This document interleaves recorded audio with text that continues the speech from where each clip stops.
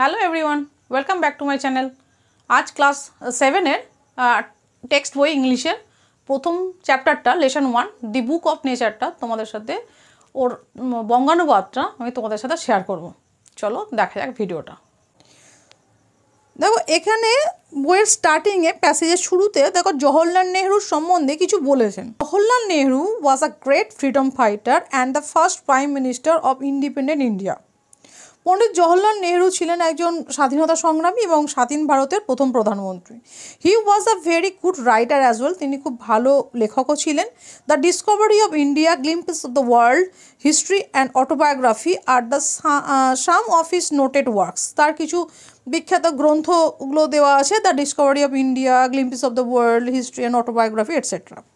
During the late 1920s, he wrote a series of letters to this young daughter, Indira, to share his ideas. 1920 শতাব্দী নাগাদ তিনি তার মেয়ে কন্যাকে অনেকগুলো চিঠি লিখেছিলেন। ওকে, বিভিন্ন তার চিন্তাভাবনা, তার জ্ঞান তার সাথে শেয়ার করেছিলেন। This letters were letter compiled into a book title letters from a father to his daughter. আর ওই চিঠিগুলোই একটা শিরোনামে এসেছিল যে পিতার থেকে পুত্রের কাছে, পিতার কাছ থেকে কন্যার কাছে চিঠি। ঠিক আছে, the present text is an excerpt from the book. এই যে টপিকটা তোমরা পড়ছো ওই অংশ থেকে, ওই যে letters from a father to his daughter, ওখান থেকে নেওয়া হয়েছে।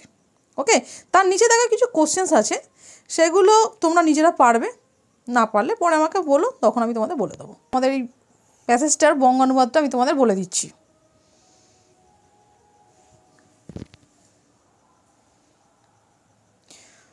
When you and I are together, you often ask me questions about many things and I try to answer them.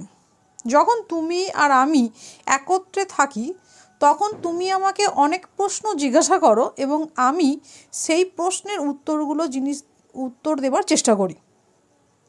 Now that you are at Mussoorie and I am in Allahabad, we cannot have these talks.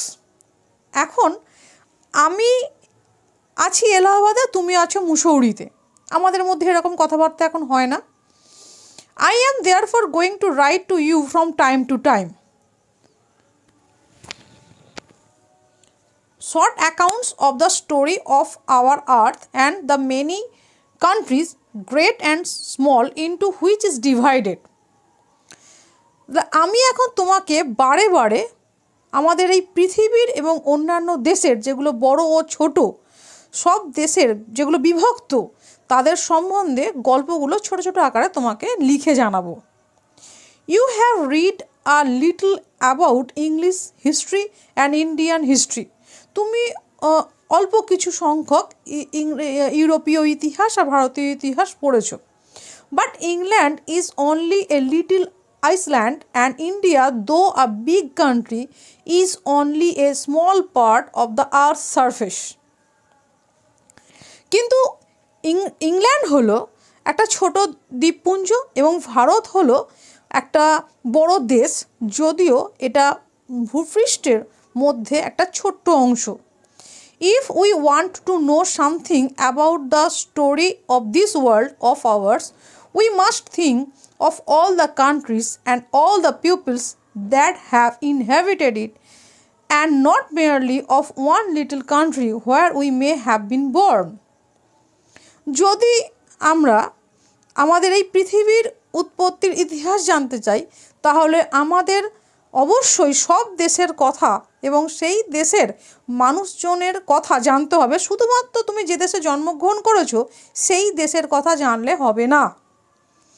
I am afraid I can only tell you very little in these letters of mine. আমি আমার চিঠিতে তোমাকে অল্প সংখ্যক জানাতে পারছি, এটা ভেবে আমি শঙ্কিত। But that little, I hope, will interest you and make you think of the world as a whole and of other peoples in it as our brothers and sisters. কিন্তু আমি অল্প কিছু পরিমাণে আশা রাখি যে তুমি এই গোটা বিশ্বের তাদের লোকেদেরকে নিজেদের ভাই আর বোন ভেবে তাদের কথা তুমি জানতে আগ্রহী হবে। When you grow up, you will read about the story of the earth and her peoples in fat books, and you will find it more interesting than any other story or novel that you may have read. যখন তুমি বড় হবে তুমি তখন এই পৃথিবীর এবং তার অধিবাসীদের কথা মোটা মোটা বই এবং তুমি আরও জানতে আগ্রহী হবে যখন তুমি এদের সম্বন্ধে কোনো গল্প বা প্রবন্ধ তুমি পড়বে। You know, of course, that our earth is very, very old, millions of years old. তোমরা নিশ্চয়ই জানো আমাদের পৃথিবী বহু কয়েক লক্ষ বছরের পুরনো।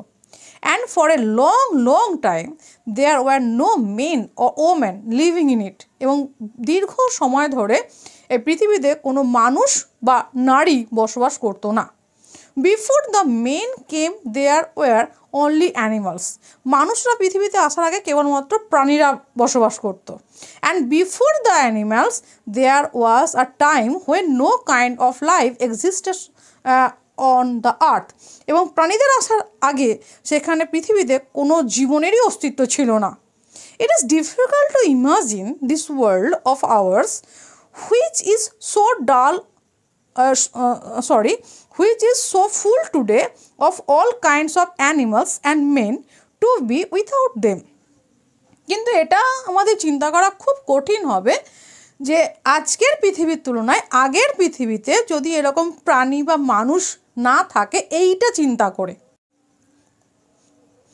But scientists and those who have studied and thought a great deal about these matters tell us that there was a time when the earth was too hot for any living being to live on it. কিন্তু বিজ্ঞানীরা এবং যারা এইসব নিয়ে পড়াশোনা করছেন তারা গভীরভাবে চিন্তান্বিত এই সমস্ত বিষয়বস্তু নিয়ে যে পৃথিবীটা তখন এতটাই উত্তপ্ত ছিল যে কোনো প্রাণের অস্তিত্ব থাকা বা প্রাণের বসবাস করা সম্ভব ছিল না। And if we read their books and study the rocks and the fossils, the remains of old animals, we can ourselves see that this must have been so. এবং যদি আমরা তাদের বইগুলো যদি আমরা পড়ি বা পাথর বা জীবাশ্ম বলতে কোনো পুরনো প্রাণীর দেহাবশেষ অবশিষ্টাংশকে আমরা জীবাশ্ম বলে থাকি। সেই জীবাশ্ম যদি আমরা আর শিলাগুলো যদি আমরা পড়তে পারি তাহলে আমরা দেখতে পাবো যে এই ঘটনাটা সত্য, যে পৃথিবী এতটাই উত্তপ্ত ছিল যে কোনো প্রাণের অস্তিত্ব ছিল না। একটা কথা বলি, প্রত্যেকটা প্যাসেজের নিচে যে ওয়ার্ড নেস্টগুলো আছে তোমরা সেই ওয়ার্ড নেস্টগুলো কিন্তু অবশ্যই করো। দেখো এখানে কিছু ওয়ার্ড নেস্ট আছে, ওখান থেকে নিয়ারেস্ট মিনিংস আছে। সো দেখো অ্যাকাউন্টস ডেসক্রিপশনস অফ ইভেন্টস, কোনো ঘটনার বর্ণনাকে অ্যাকাউন্টস বলা হয়। Inhabited, lived in a place, যে জায়গায় মানুষ বসবাস করে ইনহ্যাবিটেড বলে। মিলিয়ন, 10, 100, thousands, তাদেরকে বলা হয় মিলিয়ন। তোমাদের দি বুক অফ নেচারটা আমি বঙ্গানুবাদটা বলে দেওয়ার চেষ্টা করেছি। তোমাদের কেমন লাগলো তা আমাকে কমেন্ট সেকশানে জানিও। দেখা হচ্ছে পরের ভিডিওতে। আজকের মতন বাই বাই।